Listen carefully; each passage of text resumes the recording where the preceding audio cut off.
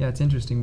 We've spent a lot of time now talking about the experience of learning the context of Italy, and then the experience of the different scales of things that you can do and daily activities, but we haven't really even touched on the interviews, which is actually a big part of the project, and that's that's the legacy in itself. Those are like one of the most unique opportunities that I think anyone would get, to be able to meet these, some of them are world famous designers and things like that. So for me, it was really inspiring just to be able to interact with these people who are so successful, because being in school for this long, I've started to find out what I'm passionate about and ideally what I'd like to do with my future. But going over there, I was able to see these people who are doing really well in the field but haven't given up what's most important to them. And it's just so like their kind of vision, or their like whatever their values and the people and the things that they really care about still come through in their work. And I think for me that was really meaningful, because just being able to see, wow, it is possible. Like I can. And when you meet somebody like the marvelous Carlotta de Bevilacqua, who's like one of the world's leading designers in LED lighting design, and she runs this enormous, venerable company, Danese, and is keeping that great old Italian design company going. It's astounding that to meet somebody with that much drive and that much vision and sense of purpose. It always blows me away. I also thought it was really amazing. We have the opportunity to see a very wide variety of these firms, and Carlotta, the interview was really amazing. Massimiliano Fuxas interview was very amazing.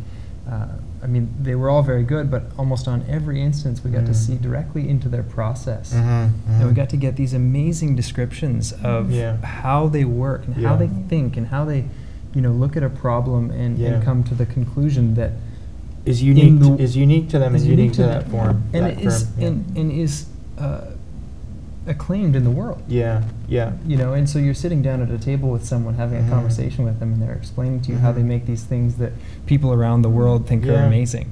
And it's never lost on me how lucky we are to get into those places. It is really quite amazing for us to go in. They've seen our project before we go in. They understand what it is.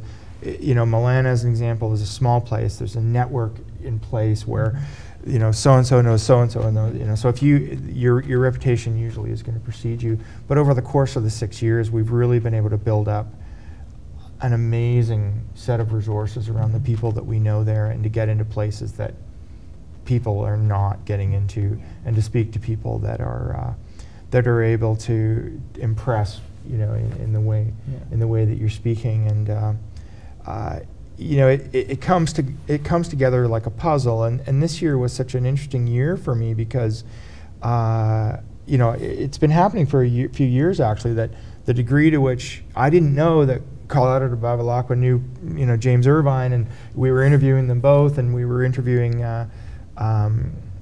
other people and it was just this small network of people. And this year it started happening around Michele Rossi at Park Associati, who we've done a few times, but he sent us, you and I actually, he was like, oh, what do you think of my new website? And so we actually gave him some feedback. Oh, we love it, and we like this and this, and who did it? Oh, it's this company called Studio FM, and I'm like, wow, we love it.